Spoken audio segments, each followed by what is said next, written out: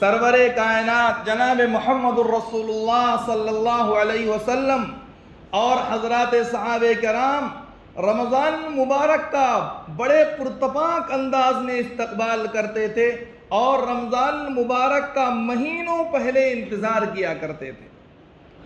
اسی لیے حضور اکرم صلی اللہ علیہ وسلم اور حضرات صحابہ کرام رجب ہی سے اس دعا کا اہتمام کرنے لگتے تھے، اللہم بارک لنا فی رجب و شعبان و بلغنا رمضان۔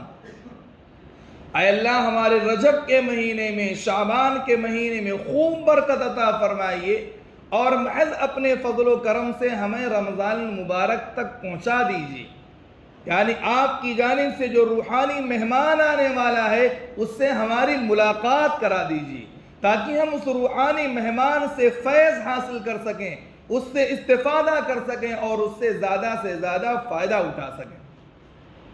تو رمضان کا استقبال کرنا، رمضان کا ویٹ اور انتظار کرنا کہ جناب محمد الرسول اللہ صلی اللہ علیہ وسلم اور آپ کے جانثار صحابہ کرام کی سنت ہے۔